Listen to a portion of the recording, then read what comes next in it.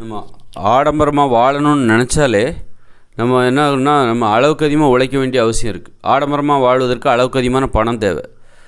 ஆடம்பரமாக வாழ்வதற்கு தேவையான அளவுக்கு அதிகமான பணத்தை சம்பாதிக்கிறதுக்காக நம்ம அளவுக்கு அதிகமான நேரம் உழைக்க வேண்டியிருக்கும். இப்போ ஆடம்பரமாக வாழணும் அப்படின்னா ஒரு பெரிய வீடு அப்படிலாம் கட்டணும்னு நினச்சாலே, எதிர்காலத்தில் அப்படி ஒரு திட்டம் உங்கள்கிட்ட இருந்தாலே, இன்றைக்கி அதுக்கு தகுந்த மாதிரி என்ன பண்ணணும், அளவுக்கு அதிகமாக நேரம் நீங்கள் உழைச்சாகணும். 8 மணி நேரம் உழைச்சா உங்களால் மிகப்பெரிய வீடு கட்ட முடியாது. அப்போ நீங்கள் என்ன பண்ணணும், 12 மணி நேரம், 13 மணி நேரம், 14 மணி நேரம் உழைச்சா தான் உங்களால் ஒரு மிகப்பெரிய வீடை கட்ட முடியும். அப்புறம் அந்த வீடு கட்டினா மட்டும் போதுமா? அப்புறம் அதில் நிறைய செலவுகள் இருக்கும். பெரிய வீட்டை கட்டி அதுக்குள்ளே ஏகப்பட்ட செலவுகள் இருக்கும். அந்த ஆடம்பர வாழ்க்கைக்கு தேவையான, ஆடம்பரமாக வாழணுன்னா நமக்கு அளவுக்கு அதிகமான பணம் தேவை. அளவுக்கு அதிகமான பணத்தை சம்பாதிப்பதற்காக நம்ம அளவுக்கு அதிகமான நேரம் உழைக்க வேண்டியிருக்கும். கூடுதலாக ஒரு 6 மணி நேரம் உழைக்க வேண்டியிருக்கும். நீங்கள் எளிமையாக வாழ்ந்தால் 8 மணி நேரம் உழைச்சா போதும், எளிமையாக வாழும்போது. அதுவே ஆடம்பரமாக வாழணுன்னா கூட ஒரு 8 மணி நேரம் உழைக்கணும். 16 மணி நேரம் உழைச்சா தான் ஆடம்பரமாக வாழ முடியும். அப்போ என்ன ஆகுன்னா, நம்ம ஒரு மகிழ்ச்சியாக இல்லாமல் போயிடும். எப்போ பார்த்தாலும் தொழில் வந்து நம்ம வாழ்க்கையில் தொழிலை தான் நம்ம நிறைய செய்கிறோம். மற்ற விஷயங்களை நம்ம செய்ய மாட்டோம். எப்போ பார்த்தாலும் தொழில் பணம்னு சொல்லிட்டு ஆடம்பரமாக வாழ்வதற்கு தேவையான அளவுக்கு அதிகமான பணத்தை சம்பாதிப்பதற்காக அளவுக்கு அதிகமான நேரம் உழைக்க வேண்டிய அவசியம் வந்துடும். மற்ற விஷயங்கள் குறைஞ்சிரும். அப்போது நம்ம 8 மணி நேரம் மட்டும் தொழிலை செஞ்சுட்டு மீதி உள்ள நேரம் வந்து நீங்கள் ஒரு நண்பர்கிட்ட பேசலாம், விளையாடலாம், ஆடலாம், பாடலாம், குடும்பத்தோடு உட்காந்து கதை பேசலாம், ஏதாவது சமைக்கலாம், அல்லது வீட்டில் உள்ள வேலைகள் செய்யலாம். இப்படி நிறைய விஷயங்கள் இருக்குது. புத்தகங்கள் ஏதாவது படிக்கலாம், பொழுதுபோக்கு சம்மந்தமாக. இப்படி ஒரு பல்துறை சார்ந்த அறிவு, ஒரு பன்முகத்தன்மை கொண்ட ஒரு அறிவு ஒருத்தருக்கு ஏற்படுவதற்கு எளிமையாக வாழ்ந்தால் மட்டும்தான் சாத்தியம். நீங்கள் ஆடம்பரமாக வாழ்கிறவங்களுக்கு ஆடம்பரமாக வாழ்வதற்கு தேவையான பணத்தை சம்பாதிப்பதற்காக அவங்க வாழ்நாள் முழுவதும் தினசரி வாழ்க்கையில் தொழிலை மட்டுமே செய்வாங்க. அப்போ தான் அவங்களுக்கு ஆடம்பரமாக வாழ்வதற்கு தேவையான பணத்தை சம்பாதிக்க முடியும். அவங்களுக்கு வெறும் தொழில் சார்ந்த அறிவு மட்டும்தான் இருக்கும். ஒரு யாருக்கு வந்து எல்லா விஷயத்தை பற்றியும் ஒரு கருத்து யாருக்கு இருக்கும் அப்படின்னா, இந்த மாதிரி எளிமையாக வாழ்கிறாங்க பாருங்கள், அவங்களுக்கு தான் இருக்கும். ஏன்னா அவங்க ஒரு 8 மணி நேரம் மட்டுமே தொழில் செஞ்சுட்டு மற்ற நேரம் வந்து வேறு விஷயங்களில் கவனம் செலுத்துவாங்க. ஏதோ புத்தகம் படிக்கலாம், ஏதோ விளையாடலாம், நண்பர்கிட்ட போய் பேசலாம், உலகத்தில் என்ன நடக்குதுன்னு தெரிஞ்சுப்பாங்க. இப்படி பல விஷயங்களும் அவங்களுக்கு தெரிவதற்கு காரணம் என்னென்னா, அவங்க 8 மணி நேரம் மட்டும்தான் வேலை பார்க்குறாங்க. காரணம் அவங்க எளிமையாக வாழ்கிறாங்க, எளிமையாக வாழணுங்கிறதுல உறுதியாக இருக்காங்க. அதனால் 8 மணி நேரம் மட்டும்தான் உழைக்கிறாங்க. மீதி அவங்களுக்கு என்ன நிறைய நேரம் சும்மா இருக்குது. அந்த நேரத்தில் என்ன பண்ணுறாங்க, ஒரு புத்தகம் படிக்கிறாங்க, இந்த உலகத்தை பற்றி தெரிஞ்சுக்கிறாங்க, புத்தகம் படிக்கிறாங்க, நண்பர்களோடு பேசுகிறாங்க, அல்லது விளையாட போகிறாங்க. இப்படி நிறைய விஷயங்களில் கவனம் செலுத்த முடியும். நீங்கள் ஆடம்பரமாக வாழணும்னு நினச்சிட்டாலே அதற்கு தேவையான, ஆடம்பரமாக வாழ்கிறதுக்கு நிறைய பணம் தேவை. அந்த பணத்தை சம்பாதிக்கிறதுக்காக நீங்கள் அளவுக்கு அதிகமான நேரம் உழைச்சாகணும். உழைக்கும்போது எப்போ பார்த்தாலும் நீங்கள் ஒரு நாளில் 16 மணி நேரம் உழைக்கணும். 16 மணி நேரம், 15 மணி நேரம் உழைச்சா தான் ஆடம்பரமாக வாழ்வதற்கு தேவையான பணத்தை சம்பாதிக்க முடியும். அப்போது உங்களுக்கு பணத்தை பற்றின சிந்தனை, வெறும் தொழிலை பற்றின அறிவு தான் இருக்கும். தொழில் சார்ந்த அறிவு மட்டும்தான் உங்களுக்கு இருக்கும். வேறு பிற துறை சார்ந்த அறிவு, இந்த உலகத்தை பற்றின அறிவு இருக்காது. இன்னும் ஆடம்பரமாக வாழணும் அப்படிங்கும்போது உங்களுக்கு பயம் வேறு வந்துடும். ஏன்னா ஆடம்பரமாக வாழ்கிறதுங்கிறது சாதாரண, எப்போவும் நீங்கள் வந்து ஒரு அலர்ட்டாகவே இருக்கணும். ஏன்னா நிறைய செலவுகள், பெரிய வீட்டை கட்டணும், அதுக்குள்ளே ஏகப்பட்ட செலவுகள் இருக்கணும். அந்த வீட்டில் வேலை செய்கிறதுக்கு ஒரு ஆளை வேலைக்கு வைக்கணும், 2 பேரையாவது வேலைக்கு வைக்கணும், அவங்களுக்கும் சம்பளம் கொடுக்கணும். நிறைய அந்த செலவுகள், இப்போ அந்த செலவுகளெல்லாம் சமாளிக்கணும்னா அதிகமாக சம்பாதிச்சாகணும். அது உங்களுக்கு ஒரு பயத்தை கொடுத்துரும். நம்மளால் சமாளிக்க முடியுமா அப்படின்னு ஒரு பயத்தை வேற கொடுத்துரும். அதுவே எளிமையாக வாழ்கிறவங்க நிதானமாக இருப்பாங்க, நிம்மதியாக இருப்பாங்க, நிம்மதியாக தூங்குவாங்க, எந்தவித பயமும் இருக்காது. 8 மணி நேரம் ஒரு வேலை பார்த்துட்டு நிம்மதியான ஒரு வாழ்க்கை, நிம்மதியான ஒரு தூக்கம். ஆனால் அந்த ஆடம்பரமாக வாழ்கிறவங்க எப்பவும் பயந்துக்கிட்டே இருப்பாங்க. இந்த மாதம் நம்ம எப்படி சமாளிக்க போகிறோமோ, இந்த மாதம் எப்படி, அடுத்த மாதம் எப்படி சமாளிப்போம், இது எப்படி, அதுக்கான திட்டங்களோட அளவுக்கு அதிகமான நேரம் உழைப்பாங்க. அந்த பயம் பாருங்கள். ஆடம்பரமாக வாழுகிறவர்கள் 16 மணி நேரம் உழைக்கணும், எளிமையாக வாழ்கிறவங்க 8 மணி நேரம் உழைச்சா போதும். அப்போ எந்த அளவுக்கு பயம் இருந்தால் அவங்க கூடுதலாக ஒரு 8 மணி நேரம் உழைக்கிறாங்க பாருங்கள். அதனால் நம்ம வந்து இந்த வாழ்க்கையை பயந்துக்கிட்டு வாழணுங்கிற அவசியமே இல்லை. ஒரு ஆடம்பர வாழ்க்கைக்காக நாம் வந்து ஒன்றும் நடுங்க தேவையில்லை, நடுங்கிக்கிட்டு இருக்கணுங்கிற அவசியம் இல்லை. பயந்து போய் நம்ம நடுங்க வேண்டிய அவசியம் கிடையாது.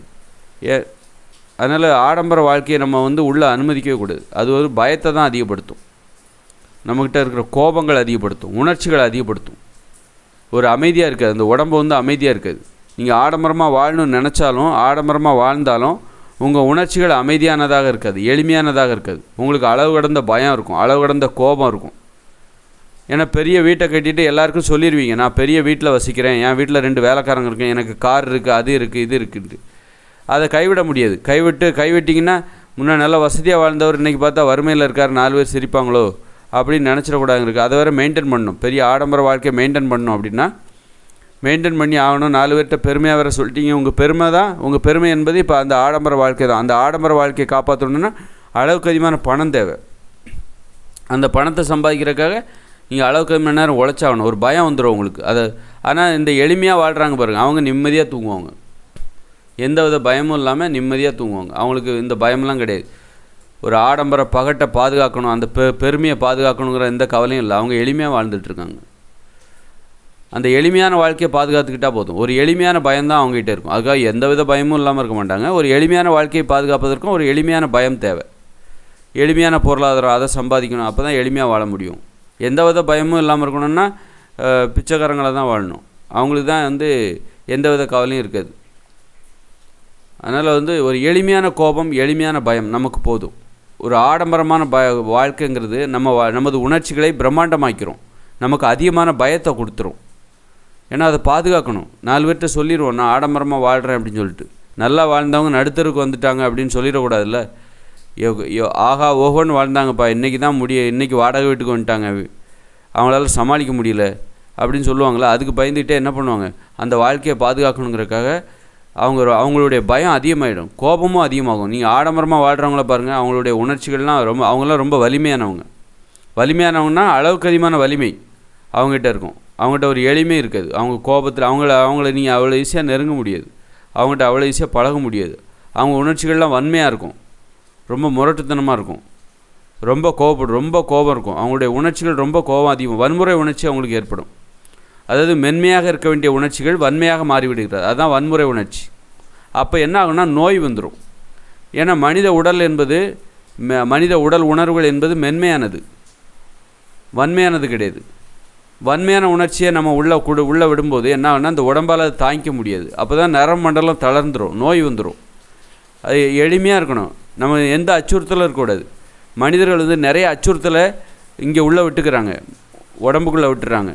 அது மாதிரி ஆடம்பரம் வாழணும், அப்படி வாழணும், இப்படி வாழணும், படிக்கணும், வேலைக்கு போகணும், பிள்ளை கல்யாணம் பண்ணணும், வரதட்சணை வாங்கணும், இப்படி நிறைய பயத்தை உள்ளே விட்டுக்கிட்டு அந்த நிறைய உணர்ச்சிகள் இவர்களை பயமுறுத்தி அதனால்தான் அந்த உடம்பை அதை தாங்கிக்க முடியல.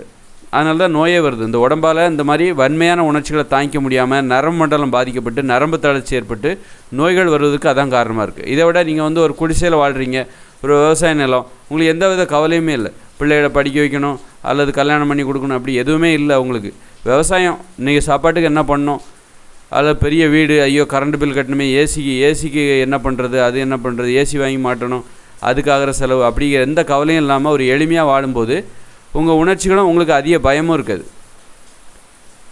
ஒரு எளிமையான பயம், எளிமையான கோபம், அந்த கோபத்தையும் பயத்தையும் உங்கள் உடம்பால் தாங்கிக்க முடியும். அப்போது நீங்கள் ஆரோக்கியமாக இருப்பீங்க.